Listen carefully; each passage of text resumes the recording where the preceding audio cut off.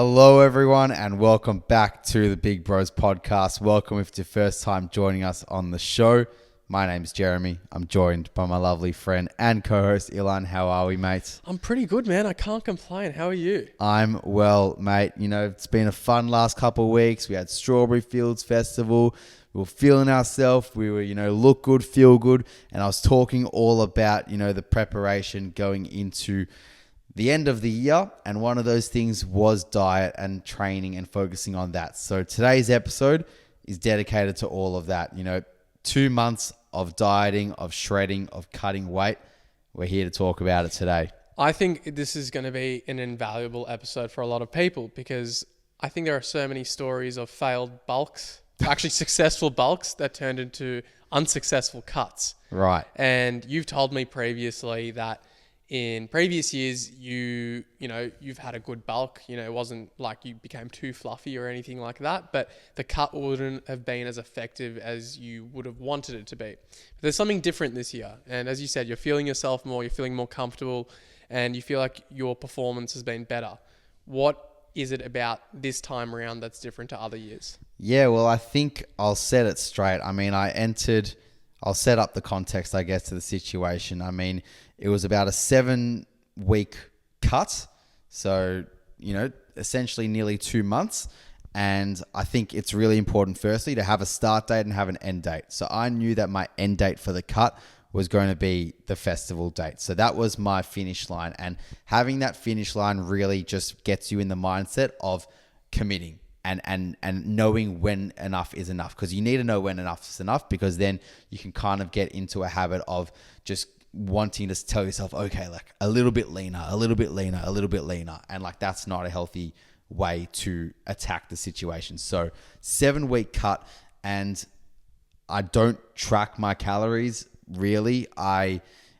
Although I do have a pretty intuitive approach to it. And I say that because I did go through a stage, when I was 19, 20 of heavily tracking calories. So just have a good idea of, I guess, what is in food and, the macronutrient value. So for those listening, I do want to preface today that, what I have done is not necessarily going to be a cookie cutter approach for what you might want to do for yourself.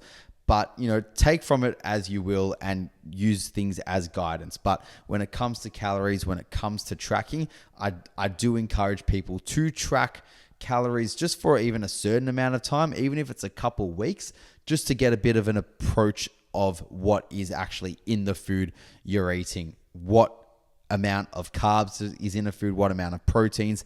It's important. So what was different going into this cut was, I guess, not canceling out food groups as a starter, because previous cuts, it's been very easy to say, let's just quit the carbs or let's just quit the fats. And that's normally the first thing that takes a hit when people want to diet down. They say, let's strip the rice, let's strip the bread, let's strip the pasta.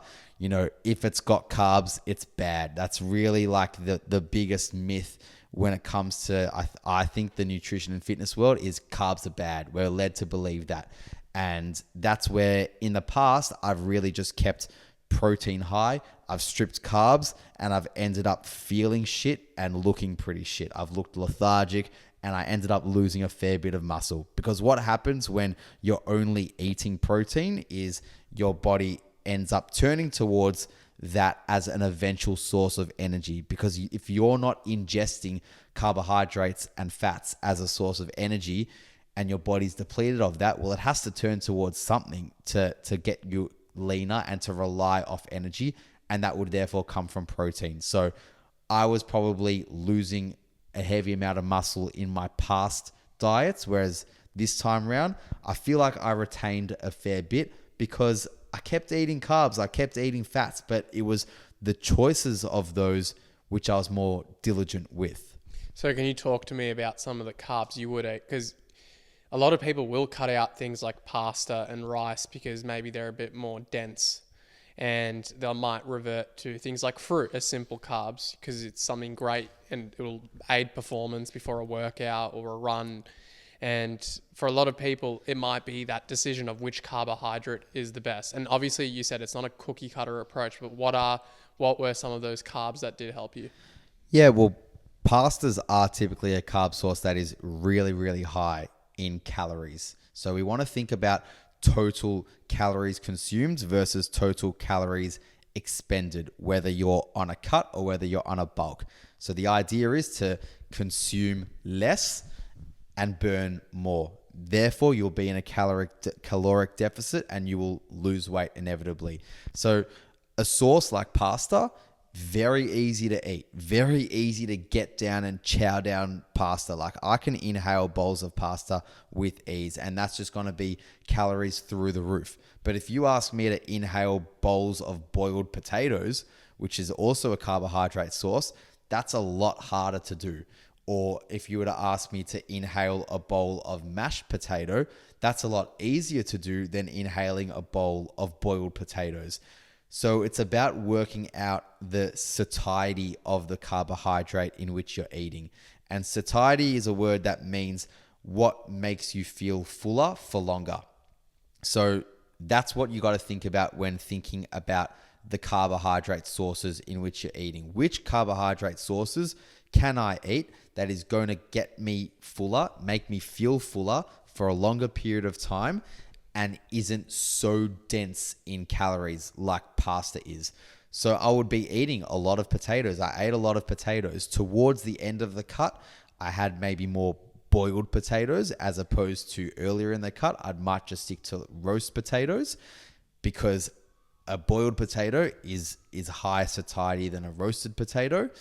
But that's very nitty gritty. But overall, just thinking about what source is lower in its caloric index, higher satiety. So you're getting that a lot through potatoes, through fruits, through vegetables, through rice. Rice is pretty good, but you got to be careful of your portions as well. So for me, it was just, I was still eating rice, but I was just lowering the amount in which I would eat, because I can eat a lot of rice. It agrees with me quite well. But instead of taking, 3 or 4 scoops of rice initially in the early days of the cut, I'd restrict that a little bit less, and I would rely on the sources of carbohydrates and fats from the veggies I was eating, like the potatoes, like the sweet potatoes, broccoli, asparagus, zucchini. You have all of that, you're getting your carbs in, and you feel really satiated from it. So for me, personally speaking, like I don't do well if I eat something that's sweet in the morning. So if I had like yogurt and muesli, I find that I'll have a massive crash, and my performance dips, my concentration dips. Something that works really well for me is like high protein, high fat. So I'll have half an avocado, Great. 3 or 4 eggs, and maybe 1 or 2 pieces of toast. And that gets me through. I'll usually eat 2 meals in a day. And then if I have like a sport at night, whether it's like futsal, jiu-jitsu, gym, I'll eat maybe something with a little bit of carbs, like fruit beforehand. And as per your advice, you've recommended that I up my carbs before my workouts. Yeah. And then for dinner, that's where I might restock more with carbs. I'll Yeah. have maybe more carbs than I would, for example, in the morning.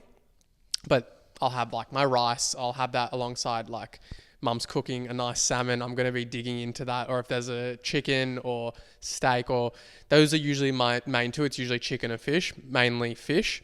And that is when I feel kind of the healthiest. I'm curious for you, what are the dietary choices for you that make you feel not just physically good, but also cognitively alert? Because for me, it's not the sweet stuff in the morning because that spikes cortisol. But for me, it's always been like high fats, things that regulate blood sugar in a more sustainable way. I'm the same, mate. I'm exactly the same. My mornings would consist of higher fat and good fats. So we're thinking avocados, we're thinking maybe some nuts, and the higher fat stuff really makes me feel, I guess, more wired and makes me feel fuller for longer as opposed to the carbs. Also, I like to, in a cut especially, I really try to time my carbohydrate intake around my workouts because I want to be using those carbohydrates, 1, as a source of fuel for my workouts, and 2, as a source of recovery from my workouts. Because when carbohydrate binds to protein, that's what's refueling and repairing your muscles after muscle breakdown when you have worked out. So timing those around the workouts is key. And therefore, I would have less carbs in the morning. A lot of the time I train fasted in the mornings as well, just because of the nature of when I train. And that allows me to feel pretty fresh, but I only train fasted when I've eaten well the night before. And I'm someone as well that has my last meal pretty late. What's that for you? I'll have dinner, if I'm going to bed at midnight, let's say, I will have dinner around 8 o'clock, 8:30, and I have a freaking massive sweet tooth. I crave sweets at night. During the day, can go without a sweet touching my lips all day, every day. But as soon as it goes past 8 p.m., I crave sweets. So I would generally have some form of a sweet as well later in the night before bed. And for me, that's typically been some protein yogurt. So Chobani plain yogurt mixed with some protein powder, typically chocolate protein powder with some mixed berries. And therefore I'm getting a high protein snack with a bit of carbs from the berries, and my sweet tooth is absolutely sorted. And I would have that even an hour before bed. And look, there's so much talk and opinion about you shouldn't eat that close to your bedtime. You shouldn't have food an hour before bed. But for me, I feel fine. I don't feel bloated. I sleep like a rock. I don't wake up during the night. And because I train fasted in the morning, I feel full and I feel like I'm not hungry, because far out, mate. If I wake up hungry in the morning, my mood is low, my desire to train is low, and my session is ultimately going to be bad. So that's why it serves me well the night before. It sets me up for the morning. I'm curious though, when you say you train fasted, do you just have a black coffee before you hit the gym? Just water, mate. Just water. Just water. If I'm going to the gym if I'm in the gym at 8:30 and I've woken up at 7:30, I'm just having at least a full glass of water, or two of those, about 500 mils of water before I train. Then I train, and then I try to get food in pretty soon after. But back to the question. I also thrive off higher fat in the morning. So on a cut, my go-to meal on a cut, if I'm at home, if I'm not at work, if I'm at home, I will just have 3 eggs with some egg whites. Later in the cut, I would restrict that back to 2 whole eggs and more egg whites to get the protein in. Put some cottage cheese in your eggs, people. Unless you're lactose intolerant and hate cheese like myself. Unless you're lactose intolerant, but mate, cottage cheese is a savior. It tastes good. You can't taste it in the eggs, and in the eggs, it makes it fluffy as well. So it scrambles up beautifully, and it's just pure protein. So basically, we'll just have an omelet with cottage cheese in it. Get some veggies involved. So you get in some tomatoes in there, some spinach, some sardines, some mushrooms. Absolutely not sardines. No. That's rogue, but to each their own.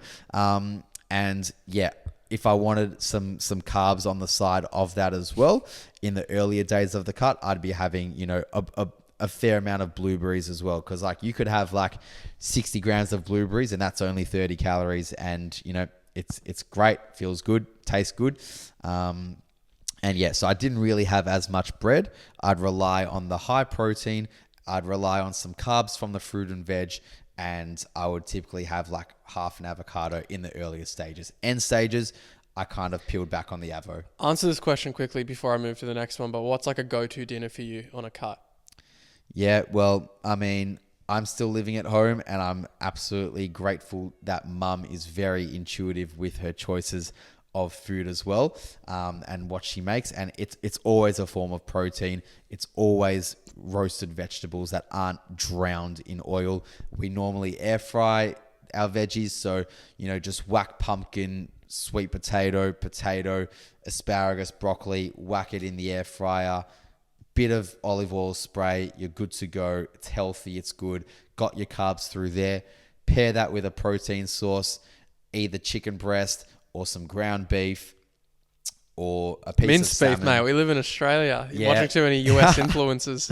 Or bit of fish, salmon, whitefish, whatever it might be. And yeah, later in the cut, I will just peel back on a lot of the sweet potatoes, rices, and I'll just have more green veg. Green veg was my best friend for the last 7 weeks, and you can make it taste good. Put salt on that shit. Put some garlic salt on that stuff. And Don't rely on your sauces, but rely on your spices, and you can make your food taste pretty good. And this is one thing that Dr. Mike Israetel talks about a lot in terms of the end phase of a cut as well. And when you are dieting, is that you don't want your food to taste extremely 10 out of 10 palatable, delicious. Why? Because then you're just inclined to eat more of it and to get those more calories in. So you want it to taste, you want it to taste well enough and tasty enough and palatable enough that you can eat it and tolerate it and enjoy the food. But you don't want it to taste like a 10 out of 10 Michelin star type of dish that you're just going to go back for seconds and thirds, because then your calories are just going to be out the window. No, that makes sense. Moving away from diet, what's one non-exercise and non-diet related thing that you did that you feel like would have helped your performance? Great question. So not diet related and not exercise related, that helped me.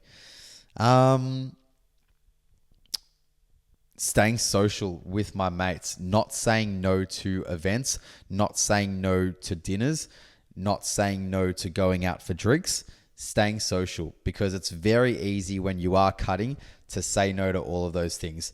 Your mates want to go to the pub for a meal and you're saying, nah, can't go, mate, I'm on a cut. Your mates want to grab a couple drinks, nah, can't go, mate, I'm on a cut.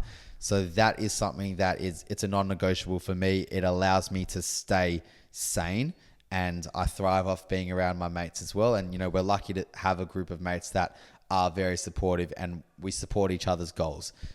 So we don't push each other to drink if we don't want to drink. We don't push each other to smack a Palmer if you don't want to chow down a Palmer. So you can still make decent choices and be around, people that support your goals is going to make you make those good choices as well. So not saying no to social events, because if I was to say no to social events, I'd more likely be binging at home or turning towards things that I probably shouldn't be having at home and feeling sorry about myself and derailing my mental health. So not saying no to those social events, absolute number one. Yeah, I think that is so huge, because oftentimes when people go on a cut, I think there's this associated idea that you need to put yourself through a bunch of suffering.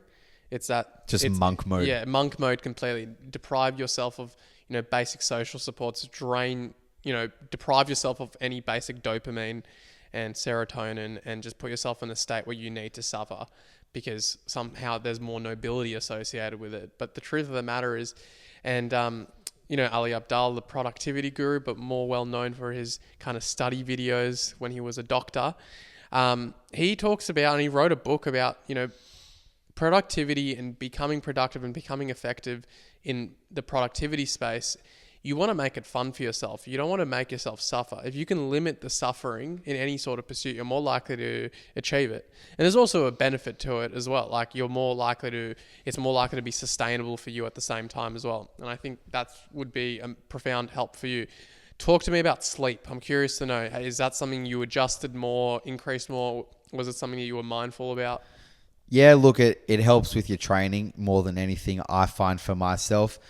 I'm pretty good. I can rely off I feel like I need 7.5 hours. I don't feel like I need that 8 hours. I very rarely get 8 hours sleep consistently. It's normally around the 7.5 hour and you feel the best for me. You feel the best with 7.5. It's just what works for me. And I feel, I don't feel tired on that. I feel quite wired. I feel quite dialed in. And, you're going to have days where you get less as well. So, there are days where you're dieting and you're training and you've only had 6 hours or you've had 6.5 hours. But, those are just going to be tougher days, and we're only human. But I would say on average, I had 7.5 hours sleep, and I didn't really try to maximize it more on this cut. I really just tried to keep those factors the same of, sleep, training. I tried to keep those the same. The truth of the matter is there's a lot of research coming out that exercise, and it might seem intuitive and obvious, but exercise can offset the effects of a bad night's sleep. So in your case, that's pretty effective, knowing that if you're training fasted more days in your week and you do have maybe a less desirable sleep, you're most likely to offset those fatiguing effects because you're putting your body in a state of, rigorous training. No doubt though, and again, Dr. Mike Israel talks about this a fair amount, is when it comes to sleep and fatigue, you do need to listen to your body. And I'm a big proponent of that as well. I listen to my body. When I am feeling shit, when I'm feeling lethargic, when I'm feeling run down, I don't push myself. I won't go to the gym. So if I'm going to the gym 4 times in the week versus 5 times, that's okay. Because if that 5th session is a terrible session and I feel horrible, I know that's only going to set me back an extra few days down the line, if not a week down the line. So listening to the body is key. And I should preface as well for context that early days in this cut, I actually came down with glandular fever.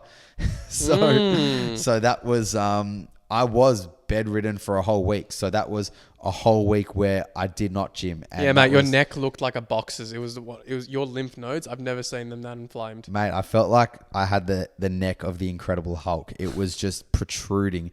And yeah, my throat felt worse than when I had COVID years ago. It was horrible. But luckily, I only missed a week of the gym. I was scared it was going to be longer.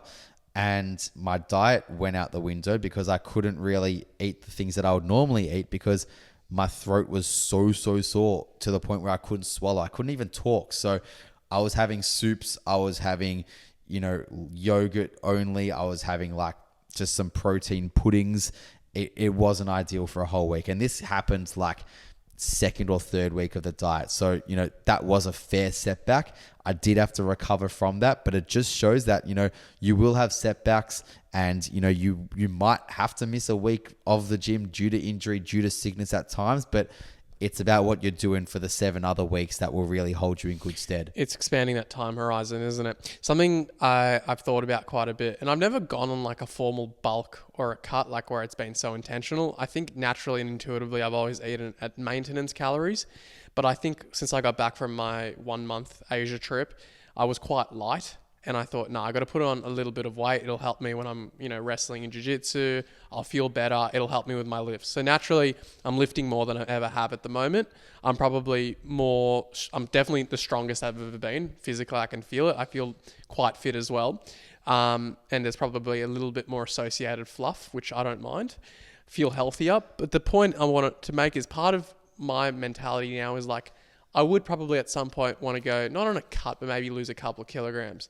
And I'm worried about my kind of lifts dropping and, having to cut that back. And maybe that's an ego thing for me personally, because I don't want to decrease the weight that I've kind of worked so hard for to be able to lift. Curious for you, has that been the case? And talk to me about in terms of what, my lifts? Yeah, so your lifts, like for example, are you still progressively overloading on specific lifts, or have you had to go a bit down? Because naturally, if you're losing weight, you're going to lose a little bit of strength, and there's nothing wrong with that. Yeah, look, in all honesty, I didn't really progressively overload my lifts. I mean, it'd be great to sit here and say, yeah, my lifts got stronger and I was able to chuck on an extra 5 kgs on the bar and pump out an extra 25 reps. Nah, that wasn't the case. And my goal was to really just try maintain the strength, maintain the muscle whilst shed the fat. Like I really wanted to just do this for aesthetics while still feeling strong and maintaining the muscle. So the only time where I felt like my strength maybe took a bit more of a hit was towards the end stage. I'd say around week 7 where, I felt a bit more lethargic because my calories were lower. And I never really dropped weight in any of my lifts, but I did drop reps slightly. So on lifts where, like if we're talking like a flat dumbbell press for chest, I was maybe previously pushing like 10 to 12 reps on certain sets of those lifts. Getting towards the end of the cut, I'd be pushing like 8 to 10 reps. So very minor deficit, I would say. Wasn't to the extent where I had to really feel like I needed to drop weight down.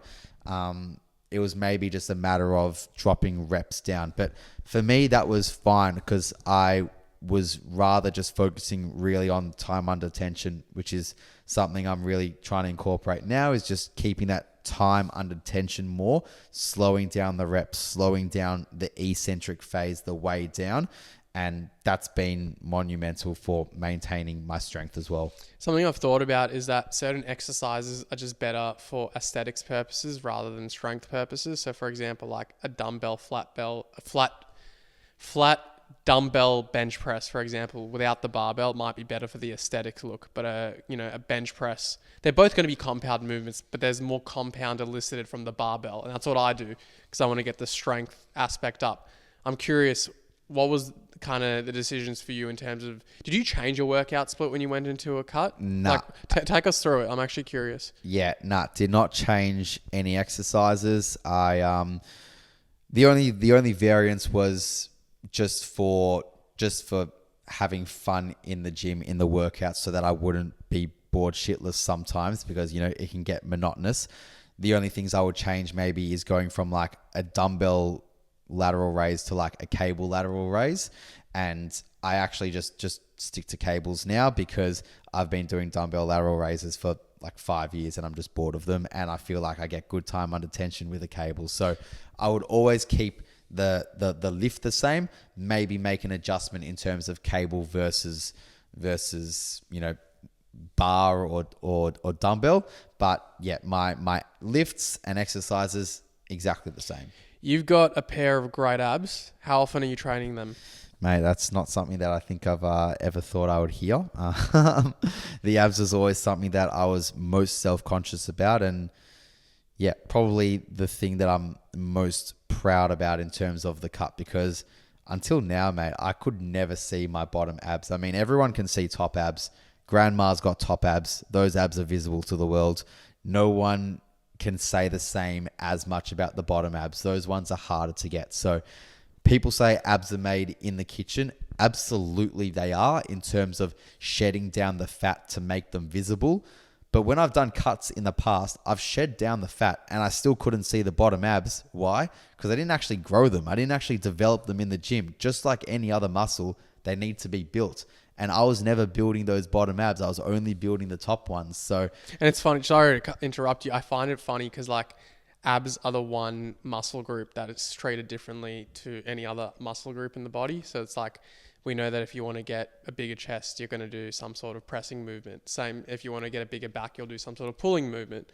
But with the abs, it's almost like this enigma that people don't know how to uncover them. But I think you're completely right. Yeah, well, I think I just really wanted to dial into the bottom ones more so. And I think the bottom ones, you just have to change the way in which you perform a particular exercise. So instead of doing a crunch, for example, where you're holding cables above your head and you're crunching down towards your feet, that's going to be primarily working your top abs. Do the opposite. So do something where you're doing like catching flies there, mate. Yeah, well, that's my cardio.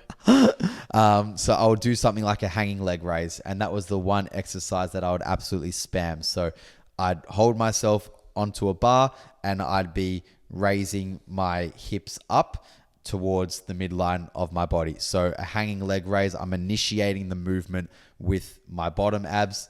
And that was ultimately the exercise that grew them more. And hard exercise to do. Initially had to start off with just knees towards my chest. Once you overload that and you get stronger with that, which I felt like I did, you get to the point where you're able to raise them up with a straight leg. So that's how you know it's working, I guess. Talk to me about cardio, because I think you've told me previously as well that you maybe had this belief that you had to engage in 40-kilometer runs, some marathon, some sort of HIIT workout. But the truth of the matter is, there's a lot of benefit that can be derived from cardio that you enjoy. And for a lot of people, it's not running, but it's cardio. Mate, I mean... it's walking. Yeah, mate. In the past, I've spammed running because I've thought, if you run, you sweat more. And if you sweat more, you are burning more calories and therefore you're losing more weight. What an absolute crock of crap. And in the past, just something that led to me burning out and withering away on my cut and feeling injured and depleted and feeling like I didn't have the energy to actually put into my weight training, which is the absolute key when you are cutting, because you want to retain as much muscle as possible. So as per Dr. Mike Israetel's advice, so we're only looking towards the best. And in his opinion, he says, it's just about the steppage. It's just about what you're getting out. It's about your calories out versus your calories in. And you can get the same amount out just through doing low intensity cardio activity. And that just comes through walking. And the beauty of walking is that you're not getting injured. So you're not putting so much stress on your joints that you might be through running.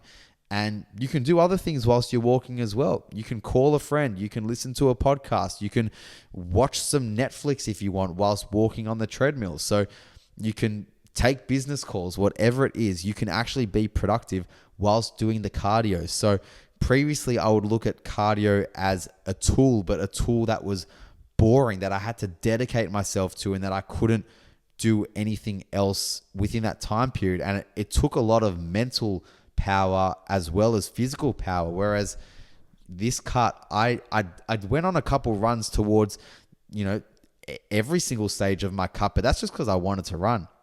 That's just because I wanted to increase my cardiovascular health and activity, not because I wanted to contribute to losing weight on the cut. So all of my activity came through walking in terms of cardio. And the one change I made, which was great for me, was walking during my lunch breaks at work, because I get an hour lunch break every day. And previously I would just sit down for the hour outside and eat my lunch, make a video and watch some YouTube or whatever and not be moving. So I'd just be sitting for longer periods of time. So I promised myself that on this cut, I would eat my food in 10, 15 minutes and then I'd go for a 45-minute walk. So that's 45 minutes of walking every single day. That was a non-negotiable that I wasn't doing earlier. So that just skyrocketed my cardio activity just from walking.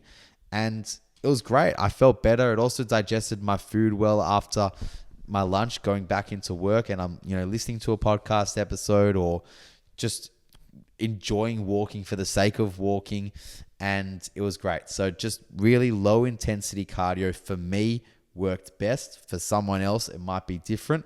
But for me, that was the best thing that allowed me to shed off those extra calories. It sounds like an effective recipe, but the truth is becoming and maintaining consistency is probably going to be the biggest struggle for a lot of people. What is it for you that has enabled you to be consistent with this and not just drop it? Yeah, well, sounds like we're talking about, motivation here as well. Consistency, motivation. And, it's a word that I absolutely hate, because motivation comes in waves. It's an ebb and flow. Sometimes you're going to feel driven to go out there and catch that wave and be motivated and do it. And it's like, yes. This next 2 weeks, I'm so driven to be going to the gym. And then those 2 weeks pass and you don't go anymore because the motivation goes away. So consistency is just synonymous with discipline. How do you stay consistent? You just be disciplined with yourself. Okay, so how do you say disciplined with yourself? That's more of an interesting conversation, because a lot of people know they need to be more disciplined, but they don't know the steps. So what are some steps for you that enabled you to remain more disciplined? Just asking yourself how bad you want it.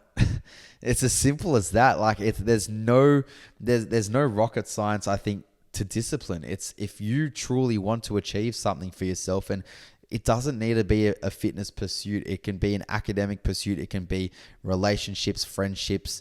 It's just how bad do you want to make that change for yourself? And I wanted to make that change pretty badly for myself, because I didn't like the way I looked in that moment. I wanted to feel better. I wanted to feel fitter. I wanted to look fitter.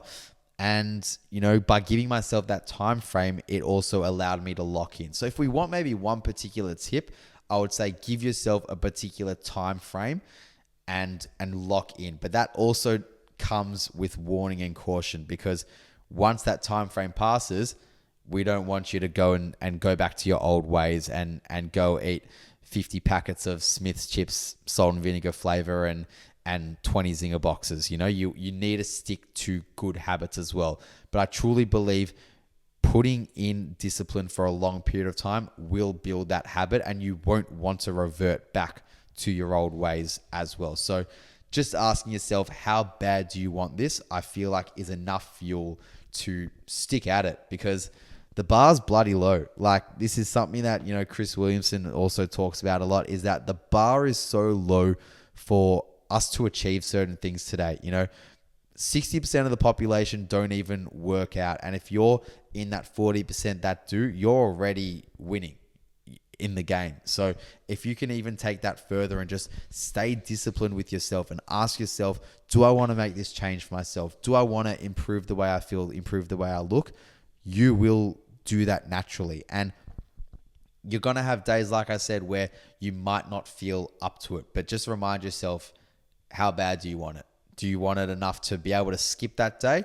And if you really do want to skip that day, that's okay, but don't fucking skip 2 days in a row, because if you skip 2 days in a row, unless you are sick and run down, that's when you might fall back into those old habits. So be a human in giving yourself that leeway for maybe a day if you feel like you need it, but get back on the horse if you've made those promises to yourself. I love it. Jeremy, you're looking great. Hopefully, when's the bulk coming? I'm more curious about that. The bulk. Well, the bulk, I think that'll come over. Yeah, probably start around late Jan, February time. I think bulk up for about 6 months. Try shed back down again, and look, I think I just want to feel a bit fitter for now. And I was able to. Haven't even said, but yeah, I lost about 5 kilos over this 7-week period. And there was a pretty steady 5 kilos. You tend to lose a little bit more in the earlier stages. In the first couple of weeks, you tend to drop a couple of kilos pretty quickly. Then it stagnates, but it was pretty steady 5 kilos. So I kind of want to hover around where I am at the moment, at least, or 1 to 2 kilos within this window, just to maintain for the time being, feel good about myself over summer, and then we'll look to bulk up again and try get a little bit bigger, because who doesn't want be a little bit bigger? Love that, Jeremy.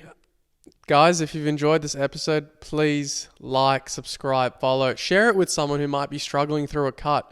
Maybe they don't know what will help them, what resources might help them. And obviously your thing isn't a cookie cutter approach, but I think there's a lot of important, valuable, science-backed evidence in your routine that's helped you and probably will help most others as well. So on that note, guys, we hope you have a lovely Tuesday and a happy week. See ya.